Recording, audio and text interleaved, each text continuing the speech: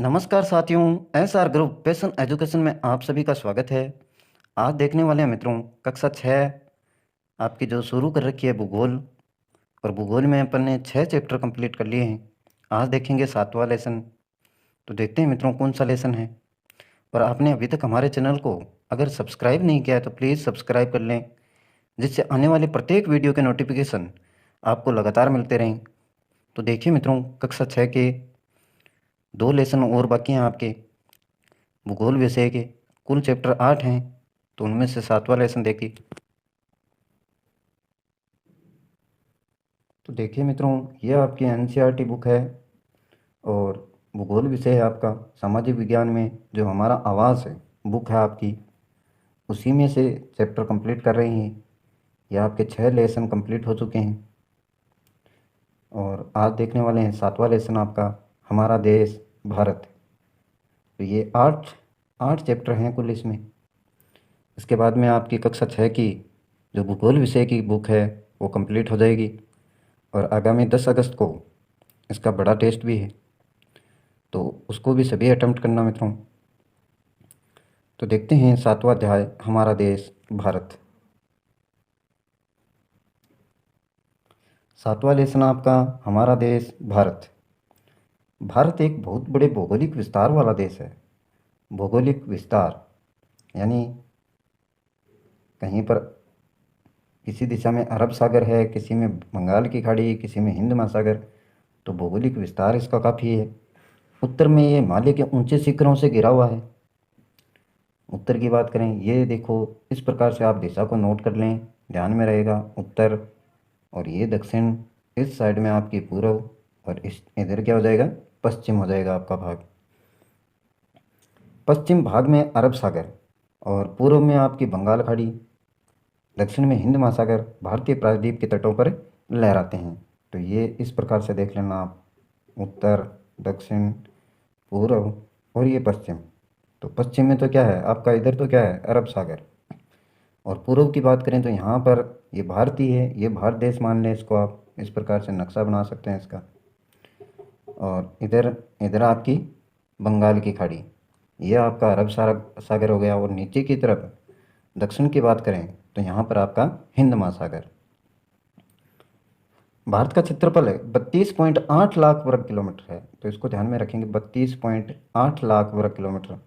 उत्तर में कश्मीर से लेकर दक्षिण में कन्याकुमारी तक इसका विस्तार लगभग 3200 किलोमीटर है, तथा पूर्व में अरुणाचल प्रदेश से लेकर पश्चिम में कच्छ तक इसका विस्तार लगभग 2900 किलोमीटर तक है। यानी अरुणाचल प्रदेश से लेकर जो आपको गुजरात पड़ता है उसके कच्छ तक कितना है, 2900 किलोमीटर तक। आगे देखें, ऊंचे ऊंचे पर्वत, भारतीय महामरुस्थल, उत्तरी मैदान, आसमान पठारी सतह, असमान पठारी सतह, तटीय भाग एवं द्वीप समूह स्थल रूपों की विभिन्नता को दर्शाते हैं। तो कहीं पर तो ऊंचे ऊंचे पर्वत हैं, कहीं पर महामरुस्थल, कहीं पर मैदान, और कहीं पर पठार हैं, कहीं पर तटीय भाग।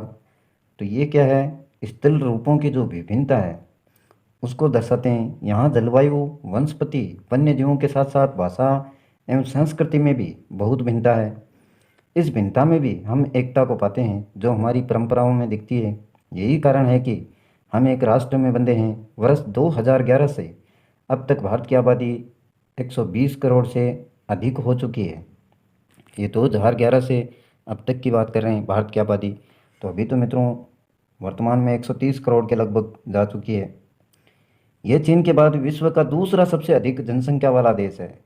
सबसे ज़्यादा जनसंख्या अभी चीन में है और उसके बाद में अपना देश का नंबर है 2। 2 नंबर पर भारत देश की जनसंख्या है। ये ऊपर देखो क्या दे रखा है, प्रायद्वीप देखो, भारतीय प्रायद्वीप के तटों पर लहराते हैं। तो प्रायद्वीप की परिभाषा आपको आनी चाहिए। प्रायद्वीप स्थल का वह भाग है जो 3 तरफ से जल से घिरा होता है। तो प्रायद्वीप उसको बोलते हैं जो 3 दिशाओं से जल से घिरा हुआ हो। आगे देखिए, इसमें स्थिति देखिए इसकी। भारत उत्तरी गोलार्ध में स्थित है। अगर गोलार्ध की बात करें आप, तो विश्व के मानचित्र में जब आप देखते हैं, ग्लोब वाले चैप्टर में हमने देखा था, जब बीच में से मध्य में से भूमध्य रेखा खींचते हैं तो ये दो भागों में बांटती है ग्लोब को, या पूरी पृथ्वी को मान सकते हैं आप। एक उत्तरी ध्रुव है या उत्तरी गोलार्ध, और एक दक्षिणी ध्रुव है यानी दक्षिणी गोलार्ध। तो भारत कहाँ पर स्थित है आपका? उत्तरी गोलार्ध में। कर्क रेखा 23.5 डिग्री उत्तरी अक्षांश देश के लगभग मध्य भाग से होकर गुजरती है, और दक्षिण से उत्तर की ओर भारत की मुख्य भूमि का विस्तार 8 डिग्री 4 मिनट है उत्तर, तथा 37 डिग्री 6 मिनट उत्तरी अक्षांश के बीच है। तो ये आपको ध्यान में रखना है। दक्षिण से उत्तर की ओर तो भारत की मुख्य भूमि का विस्तार कितना है? 8 डिग्री 4 मिनट उत्तरी तथा 37 डिग्री 6 मिनट उत्तरी अक्षांश के बीच है। ये दूसरे चैप्टर में आपको ग्लोब वाले में बताया था कि किस प्रकार से ये मान निकाला जाता है। अगर वो चैप्टर नहीं देखा है तो देख लेना उसको। पश्चिम से लेकर पूर्व तक है भारत का विस्तार 68 डिग्री 7 मिनट पूर्व है तथा 97 डिग्री 25 मिनट पूर्व देशांतरों के बीच है। ये बात हो रही है पश्चिम से लेकर पूर्व तक, इस दिशा से इस दिशा की तरफ कितना है ये? 68 डिग्री 7 मिनट से लेकर 37 डिग्री 25 मिनट पूर्वी देशांतरों के बीच। अगर हम विश्व को पूर्वी एवं पश्चिमी गोलार्ध में बांटते हैं तो भारत की स्थिति किस गोलार्ध में होगी? बहुत बड़े देशांतरीय विस्तार लगभग 29 डिग्री के कारण यहाँ के दो छोर पर स्थित स्थानों के स्थानीय समय में बहुत अधिक अंतर हो सकता था। इस तरह की दूरी पर स्थित दो स्थानों के बीच समय का अंतर लगभग 2 घंटे का होगा। जैसा कि आपने पहले पढ़ा है कि प्रत्येक 1 डिग्री देशांतर के लिए स्थानीय समय में 4 मिनट का अंतर होता है। तो ये पहले पढ़ चुके हैं हम। पश्चिम में गुजरात की अपेक्षा पूर्व के अरुणाचल प्रदेश में सूर्योदय लगभग 2 घंटे पहले होता है। तो ये कारण क्या है? ये देशांतर जो मान है और आपका जो मिनट है, 1 डिग्री देशांतर में परिवर्तन देखने को मिलता है 4 मिनट का। तो उसी के कारण पश्चिम में जो गुजरात की अपेक्षा पूर्व में जो अरुणाचल प्रदेश है उसमें सूर्योदय लगभग 2 घंटे पहले होता है। आप पहले पढ़ चुके हैं कि 82 डिग्री 30 मिनट पूर्वी देशांतर के स्थानीय समय को भारत का मानक समय क्यों माना गया है? इस याम्योत्तर को भारत का मानक याम्योत्तर भी कहा जाता है। तो ये सारा उस चैप्टर में पढ़ चुके हैं आप पहले। भारत के पड़ोसी देश देखिए कौन कौन से हैं। 7 देशों की स्थलीय सीमाएं इसकी सीमाओं से जुड़ी हैं, और चित्र 7.1 से इन देशों का नाम का पता लगाइए। 7 देश हैं जिनकी स्थलीय सीमाएं अपने भारत देश से जुड़ी हुई हैं। ये देख सकते हैं डायग्राम भारत देश का। ये पाकिस्तान है, इधर अफगानिस्तान, और इधर तिब्बत है आपका, चीन ये रहा, ये म्यांमार, ये बांग्लादेश और नेपाल, और ये भूटान है। इधर आपके पूर्व की बात करें तो ये बंगाल की खाड़ी है, पूर्व दक्षिण। और ये देखो मित्रों लक्षद्वीप और मालदीव, इधर आपका हिंद महासागर और ये अरब सागर। ये पश्चिमी भाग है आपका, ये उत्तरी भाग, ये पूर्वी भाग और ये दक्षिणी। तो इसको अच्छे से याद रखेंगे कौन सी दिशा में कौन सा देश लगता है, और आपकी बंगाल की खाड़ी कौन सी दिशा में है, हिंद महासागर कौन सी दिशा में है, अरब सागर कौन सी दिशा में है। तो ये सारे आपको याद रखने हैं। बांग्लादेश आपका पूर्वी दिशा में है और पाकिस्तान आपका पश्चिमी दिशा में। तो देखते हैं आगे।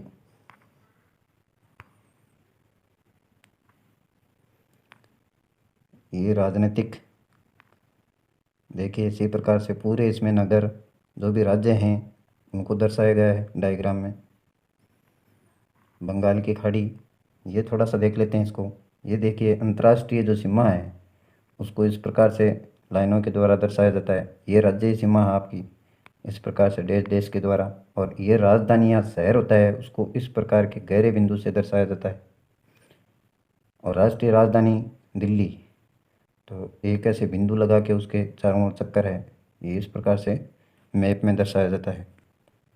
तो मैप मित्रों आपके पास में होना चाहिए इस प्रकार के चैप्टर को जब पढ़ते हैं तो आप। और ये इम्पोर्टेंट जानकारी देखो, जून 2014 में तेलंगाना भारत का 29वां राज्य बना।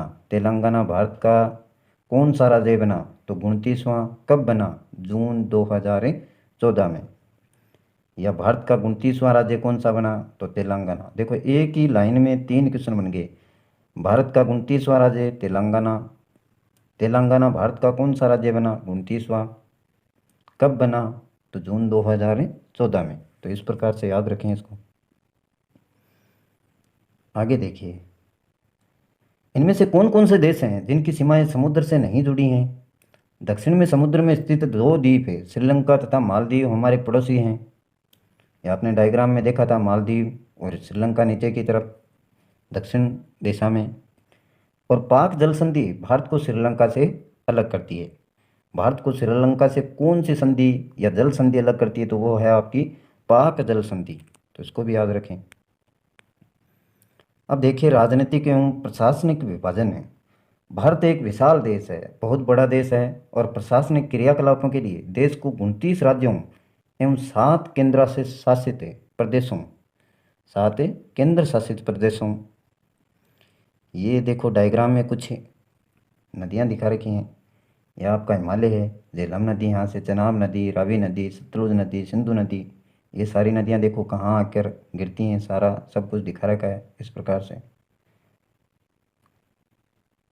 ये विंध्याचल श्रेणी है आपकी, नर्मदा, ताप्ती, महानदी जो भी हैं जहाँ से निकलती हैं, ये ब्रह्मपुत्र नदी है। तो ये सारा मैप में दे रखा है, अच्छे से इसको देख लें। खंबात की खाड़ी, कच्छ की खाड़ी गुजरात साइड में। ये जो इस प्रकार से डैश दिखा रखी है, यह आपकी पर्वत या पहाड़ी श्रेणी है। ये देखो डायग्राम में दिखा रखी है इस प्रकार से, पर्वत या पहाड़ी श्रेणी। और ये पर्वतीय प्रदेश हैं, इस प्रकार का कलर है, पठारी प्रदेश। और ये मैदानी प्रदेश, जो ये दिखा रखा है, ये मैदानी प्रदेश आपके। अब देखिए आगे, मैप तो आपको चाहिएंगे मित्रों। इस प्रकार के चैप्टर को अच्छे से पढ़ेंगे तो मैप आपके सामने होना चाहिए, प्रत्येक लाइन को पढ़ें। में बांटा गया है, दिल्ली भारत की राजधानी है। राज्यों का निर्माण मुख्यतः भाषाओं के आधार पर हुआ है। क्षेत्रफल की दृष्टि से सबसे बड़ा राज्य राजस्थान है। क्षेत्रफल की दृष्टि से भारत का सबसे बड़ा राज्य कौन सा है, राजस्थान। और राज्यों का निर्माण किसके आधार पर हुआ है, भाषाओं के आधार पर। तथा सबसे छोटा राज्य गोवा है आपका। राज्यों को जिलों में बांटा गया है, पहले तो राज्यों में बांट दिया गया, उसके बाद में उस राज्य में कितने जिले हैं उनमें भी बांटा गया अलग से। भौतिक विभाजन देखो इसका। भारत में पाई जाने वाली भौतिक आकृतियां विभिन्न प्रकार की होती हैं। जैसे कहीं पर पर्वत हैं आपके, कहीं पर पठार, कहीं पर मैदान, तट तथा द्वीप समूह है। उत्तर में बर्फ से ढका हिमालय संतरी का कार्य करता है, हमारी रक्षा का कार्य करता है। उत्तर में भारत के उत्तरी सिरे पर क्या है, हिमालय पर्वत। हिम प्लस आले का मतलब होता है बर्फ का घर। हिम प्लस आले का मतलब होता है बर्फ का घर। हिमालय पर्वत को 3 मुख्य समांतर श्रृंखलाओं में बांटा जाता है। सबसे उत्तर में स्थित श्रृंखला को बृहत हिमालय, उत्तर साइड में, भारत के उत्तर में, जिस साइड में जम्मू कश्मीर है आपका ऊपर की तरफ, मैप में देखेंगे बृहत हिमालय उत्तर की तरफ है, बृहत हिमालय, या इसको हिमाद्री भी कहते हैं क्योंकि बर्फ ही बर्फ जमी हुई है, हिम प्लस आद्री। इसी श्रृंखला में विश्व की सबसे ऊंची शिखर है मध्य हिमालय या हिमाचल।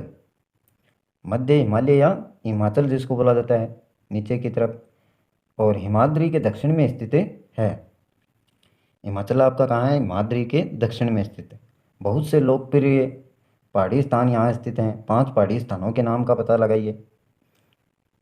तो ये जो चित्र है, यहाँ पर बहुत सारी पहाड़ियाँ हैं। शिवालिक सबसे दक्षिण में स्थित श्रृंखला है, शिवालिक दक्षिण में आपका कौन सा, शिवालिक। और मध्य हिमालय या हिमाचल एक आपका हो गया बृहत हिमालय जो उत्तर की तरफ है, और बीच में मध्य हिमालय या हिमाचल, और नीचे की तरफ शिवालिक। तो इसको याद रखेंगे। ये देखिए क्या दे रखा है ऊपर की तरफ, जलोढ़ निक्षेप। जलोढ़ निक्षेप किसे कहते हैं, ये नदियों के द्वारा लाई गई बहुत महीन मिट्टी होती है, जलोढ़ निक्षेप उसको बोला जाता है, तथा नदी बेसिन में निक्षेपित कर दी जाती है। बहुत ही महीन मिट्टी नदियों के द्वारा लाई गई, तो इसको क्या कहेंगे, जलोढ़ निक्षेप। और आगे देखिए, सहायक नदी कौन सी है। एक सहायक नदी किसे कहते हैं, एक नदी या सरिता जो कि मुख्य नदी में किसी भी तरफ से आकर मिलती है, एक नदी या सरिता जो कि मुख्य नदी में, जैसे गंगा नदी है, गंगा नदी बह रही है, तो उसमें आके दूसरी नदी उसमें मिल जाती है, किसी भी तरफ से, किसी भी दिशा से आकर मिले, तथा अपने जल को मुख्य नदी में विसर्जित करती है। जैसे यहाँ से कोई नदी आई, इस गंगा नदी जो मुख्य नदी है उसमें मिल गई, तो इसको क्या कहेंगे, इस नदी को जो आकर के मिलती है उसको सहायक नदी कहेंगे। तो ये जलोढ़ निक्षेप और सहायक नदी दोनों को याद रखें। इधर देखिए क्या दे रखा है। क्या आप जानते हैं गंगा एवं ब्रह्मपुत्र नदियां विश्व के सबसे बड़े डेल्टा का निर्माण करती हैं, जिसे सुंदरबन डेल्टा कहा जाता है। तो सुंदरबन डेल्टा है उसका निर्माण करती हैं आपकी गंगा एवं ब्रह्मपुत्र नदियां। और ये जो सुंदरबन डेल्टा है वो विश्व का सबसे बड़ा डेल्टा है। इस डेल्टा की आकृति त्रिभुजाकार है।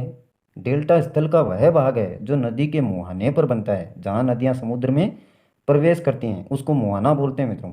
जहाँ नदियाँ समुद्र में प्रवेश करती हैं वो मुहाना है। और डेल्टा स्थल का वह भाग जो नदी के मुहाने पर बनता है उस जगह को नदी का मुहाना कहा जाता है।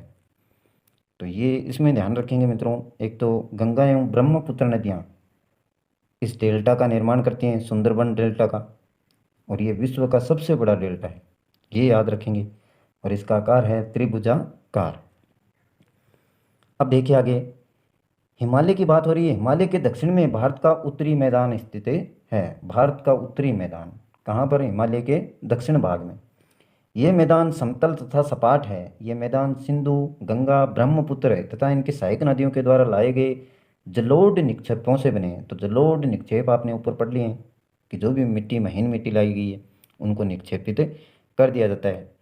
नदियों के ये मैदान कृषि के लिए उपजाऊ भूमि प्रदान करते हैं। यही कारण है कि इन मैदानों में जनसंख्या अधिक है। उपजाऊ भूमि प्रदान कर दी जाती है और कृषि के लिए उपजाऊ है ये। यही कारण है कि जनसंख्या यहाँ पर क्या है, बहुत अधिक है। भारत के पश्चिम भाग में भारतीय मरुस्थल या महामरुस्थल स्थित हैं। ये शुष्क, गर्म तथा रेतीला स्थल है। यहाँ वनस्पति की मात्रा बहुत कम है।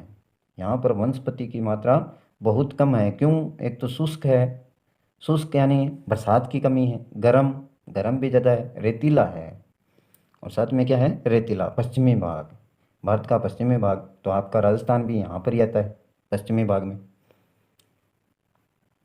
उत्तरी मैदानों के दक्षिण में प्रायद्वीपीय पठार स्थित है। दक्षिण भाग में प्रायद्वीपीय पठार, इसकी आकृति त्रिभुजाकार है। इसका धरातल काफी ऊंचा नीचा है। पाठ बहुत अच्छा है मित्रों। साथ साथ में क्या है, आप यहाँ पर तो इतना संभव नहीं है साथ में दिखा सकें आपको। आप मैप रखें साथ में और उसमें देखते रहें, प्रत्येक लाइन को देखें, अच्छे से समझ में आ जाएगा फिर। क्योंकि दिशा इसमें दर्शा रखी है, देखो। उत्तरी मैदानों के दक्षिण दक्षिण भाग में आप भारत के नक्शे में देखें तो वहाँ पर प्रायद्वीपीय पठार स्थित हैं। आगे देखिए, इस क्षेत्र में बहुत सी पहाड़ी श्रृंखलाएं तथा घाटियां भी स्थित हैं। इसके उत्तर पश्चिम में अरावली श्रृंखला स्थित है, जो विश्व की सबसे पुरानी श्रृंखला है। विश्व की सबसे पुरानी श्रृंखला आपकी अरावली श्रृंखला। विंध्य एवं सतपुड़ा भी महत्वपूर्ण श्रृंखलाएं हैं। इन श्रृंखलाओं से होकर नर्मदा तथा तापी नदियां बहती हैं। विंध्य और सतपुड़ा जो क्षेत्र है आपका, श्रृंखलाएं बनी हुई हैं, वहाँ पर से आपकी नर्मदा और तापी नदियाँ बहती हैं। ये पश्चिम की तरफ बहने वाली नदियाँ हैं जो अरब सागर में गिरती हैं। पश्चिम की तरफ आपने देखा है इसमें, यहाँ पर आपका क्या है, अरब सागर है। यहाँ पर आपकी बंगाल की खाड़ी है और नीचे की तरफ आपका हिंद महासागर। यहाँ पर आपका हिमालय है, और ये कह सकते हैं कि हिमालय का दक्षिणी सिरा। तो मैप में इतना सा याद करना है आपको, इसको ध्यान में रखें कि कौन सी दिशा में क्या है। इस पठार के पश्चिम में पश्चिमी घाट या सह्याद्री तथा पूर्व में पूर्वी घाट स्थित है। पश्चिमी घाट का विस्तार एक समान रूप में है, जबकि पूर्वी घाट बीच बीच में से टूटा हुआ तथा असमान है। इन पठारों में खनिजों जैसे कोयला एवं लोह अयस्क की प्रचुरता है। तो इन पठारों में खनिज भी हैं, बहुत सारा कोयला, लोह अयस्क, इनकी प्रचुरता है। पूर्वी घाट है, बीच बीच में टूटा हुआ है, असमान है। भारत की बात कर रहे हैं मित्रों। पश्चिमी घाट के पश्चिम में तथा पूर्वी घाट के पूर्वी तटीय मैदान स्थित हैं। वहाँ पर मैदान भी हैं पश्चिमी घाट के पश्चिम में और पूर्वी घाट के पूर्व में। पश्चिमी तटीय मैदान काफ़ी संकरे हैं और पूर्वी तटीय मैदान थोड़ा सा ये देख लेते हैं। देखो, आओ कुछ करके सीखें। बहुत सी लड़कियों का नाम नदियों के नाम पर होता है, जैसे यमुना, मंदाकिनी तथा कावेरी। क्या आप अपने आसपास की किसी लड़की को जानते हैं जिसका नाम किसी नदी के नाम पर है? अपने माता पिता तथा दूसरों की सहायता से इस प्रकार के नामों की एक सूची तैयार करें। शबनम, तो ये तो आपके काम का नहीं है। अब आगे देखते हैं, पूर्वी तटीय मैदान। यह आपका प्रवाल द्वीप दिखा रखा, देखिए। क्या आप जानते हैं प्रवाल छोटे समुद्री जंतुओं के कंकाल हैं जिसे पोलिप कहा जाता है?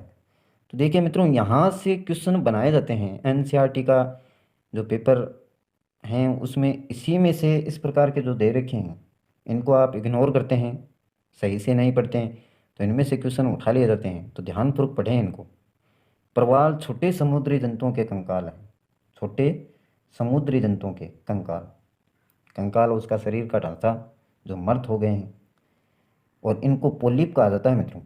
क्या कहा जाता है? पोलिप। जब जीवित पोलिप मरते हैं तब उनका कंकाल बच जाता है। यानी जीवित जंतु अगर मर जाएंगे तो उनका कंकाल बच जाता है। अन्य पोलिप की वृद्धि इन ठोस कंकालों के ऊपर होती है, जो बढ़ते बढ़ते काफ़ी ऊंचे होते जाते हैं तथा इस प्रकार प्रवाल द्वीपों का निर्माण करते हैं। प्रवाल द्वीपों को ये दिखाता हुआ डायग्राम है, देखो। धीरे धीरे जैसे यहाँ पर कोई मर्त प्राणी है, वो मर गया, उसका कंकाल यहाँ पर जम गया, इसके ऊपर और ऐसे जीव मरते रहते हैं और उनके कंकाल यहाँ पर जम जाते हैं। इसको क्या कहते हैं? पोलिप कहते हैं मित्रों। क्या कहते हैं? पोलिप या प्रवाल। इनको द्वीप भी कहा जाता है, बहुत सी बड़ी मात्रा में ये बन जाते हैं। तो अब आगे देखिए इसमें। तो पूर्वी क्षेत्र की बात हो रही थी, ये देखिए पूर्वी तटीय मैदान की। तो ये अपेक्षा करते चौड़े हैं। वहाँ की पूर्व की ओर बहने वाली कई नदियाँ महानदी, गोदावरी, कृष्णा तथा कावेरी बंगाल की खाड़ी में गिरती हैं। जो पूर्वी भाग आपका इधर, आपका यहाँ पर बांग्लादेश है, तो यहाँ से जो नदियाँ बहती हैं, महानदी, पूर्वी क्षेत्र से महानदी, गोदावरी, कृष्णा तथा कावेरी, ये सारी की सारी आपकी बंगाल की खाड़ी में गिरती हैं। ये नदियाँ अपने मुहाने पर उपजाऊ डेल्टा का निर्माण करती हैं। बंगाल की खाड़ी में गंगा एवं ब्रह्मपुत्र नदियों के मुहाने पर सुंदरबन डेल्टा स्थित है। तो ये भी बंगाल की खाड़ी में आपकी गंगा एवं ब्रह्मपुत्र नदियाँ गिरती हैं। आगे देखिए इसमें, ये सुनामी का दृश्य है एक, पढ़ लेते हैं इसको भी। एक सवेरे पड़ी मनुष्य परे, जल जले की काली छाया, सुनामी दानवी ने अपना प्रलयंकारी कहर ढाया। समुद्र में उठा आलोड़ ने, मीलों दूर फैला साया, प्रकृति के विनाश ने मानव को अपना ग्रास बनाया। विनाश का था विकराल आकार, चारों ओर मचा हाहाकार, कोई नहीं बच पाया उससे, भागे बचाने अपने प्राण, हिंद महासागर था रख सके, अब बना हमारा भक्षक है, सर्वत्र निगल गया मानव को करके अस्तित्व नष्ट। उठे हजारों हाथ प्रतिरक्षण, सहायता में पीड़ितों के, यही दिखाने सागर को कि हम वो हैं जो कदापि नहीं डरते। आगे देखिए इसमें, रात थी काली फिर भी आशा की किरणें चमकेंगी, फिर जिंदगी करवट बदलेगी, हृदय में खुशियाँ दमकेंगी। तो ये मित्रों सुनामी की बात है। तो सुनामी आती है, काफ़ी विनाश होता है, प्रलयंकारी कहर आता है, मानव का जो अस्तित्व है वो खतरे में रहता है, और जीव जंतु हों तो विनाश काफ़ी होता है इससे। तो उसी की कुछ पंक्तियाँ दे रखी हैं। अब आगे देखते हैं मित्रों इसमें, ये सुनामी की देखो डायग्राम दिखा रखा है। इस प्रकार से समुद्र से विकराल रूप लेता है जल, तटीय क्षेत्रों में आ जाता है। भारत में दो द्वीप समूह भी हैं। लक्षद्वीप द्वीप समूह अरब सागर में स्थित है और ये केरल के तट से कुछ दूर स्थित प्रवाल द्वीप है। अंडमान एवं निकोबार द्वीप समूह भारत से दक्षिण पूर्व दिशा में बंगाल की खाड़ी में स्थित है। अंडमान एवं निकोबार द्वीप समूह ये कहाँ पर है? दक्षिण पूर्व दिशा में बंगाल की खाड़ी में। बंगाल की खाड़ी आपकी यहाँ पर है, तो दक्षिण पूर्व दिशा में ये हो गया ना यहाँ पर। तो ध्यान में रखें इसको, अंडमान एवं निकोबार द्वीप समूह। क्या आप जानते हैं कि कौन सा द्वीप समूह वर्ष 2004 में सुनामी से प्रभावित हुआ था? समाचार पत्रों तथा लोगों से बातचीत के जरिए जानकारी प्राप्त कीजिए कि जब सुनामी भारतीय तट से टकराई थी तो किस प्रकार लोगों ने अलग अलग तरीके से इस चुनौती का सामना किया था। सुनामी एक विशाल सागरीय तरंग है जो समुद्र तल पर भूकंप के कारण उत्पन्न होती है। तो 2004 में सुनामी आई थी मित्रों, और भारत के जो दक्षिण वाले क्षेत्र हैं दक्षिण भाग है उसमें काफ़ी त्रासदी देखने को मिली थी, पूरे भारत देश पर उसका असर हुआ था। अब देखिए इसके अभ्यास क्वेश्चन हैं, कुछ छोटे क्वेश्चन देख लेते हैं इसके। तो ये क्वेश्चन है मित्रों। तो पहला क्वेश्चन देखिए मित्रों, हिमालय के सबसे दक्षिणी भाग को क्या कहा जाता है? हिमालय के सबसे दक्षिणी भाग को क्या कहा जाता है? शिवालिक, हिमाद्री या हिमाचल? हिमालय की बात हो रही है और सबसे दक्षिणी भाग की, तो उसको कहते हैं मित्रों शिवालिक। क्या कहते हैं? शिवालिक। सह्याद्री को अन्य किस नाम से जाना जाता है? सह्याद्री को अन्य किस नाम से जाना जाता है?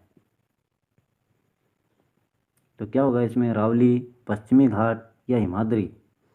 सह्याद्री को अन्य किस नाम से जाना जाता है? तो ये मित्रों आपके लिए होमवर्क रहेगा, आप कमेंट करें इसके आंसर क्या होंगे। दूसरा जो क्वेश्चन है इसका आंसर आपको बताना है। चैप्टर को अच्छे से आपने पढ़ा है तो कमेंट ज़रूर करें। पाक जल संधि किन देशों के बीच में स्थित है? तीसरा क्वेश्चन देखो, पाक जल संधि किन देशों के बीच में स्थित है? तो चैप्टर में आपने पढ़ा था भारत और श्रीलंका के बीच में, या भारत और श्रीलंका को जो संधि अलग करती है उसको क्या कहा था? पाक जल संधि। नेक्स्ट क्वेश्चन देखिए, चौथा क्वेश्चन है आपका, अरब सागर में स्थित है भारतीय द्वीप समूह कौन कौन से हैं, या कौन से हैं? अंडमान एवं निकोबार द्वीप समूह है, लक्षद्वीप द्वीप समूह है, या मालदीव? अरब सागर में स्थित है, तो इसका हो जाएगा मित्रों ख ऑप्शन, लक्षद्वीप द्वीप समूह है, ये अरब सागर में स्थित है आपका। भारत की सबसे पुरानी पर्वत श्रृंखला कौन सी है? अरावली होगी, पश्चिमी घाट या हिमालय? सबसे पुरानी पर्वत श्रृंखला आपकी अरावली, तो इसमें भी क्या हो जाएगा। नेक्स्ट है, खालिस्तान बनने भारत का क्षेत्रफल लगभग कितना है? तो ये हो जाएगा आपका 32.80 लाख वर्ग किलोमीटर। तो इसको याद रखें, 32.8 लाख वर्ग किलोमीटर। महान हिमालय को के नाम से भी जाना जाता है? महान हिमालय को किस नाम से जाना जाता है?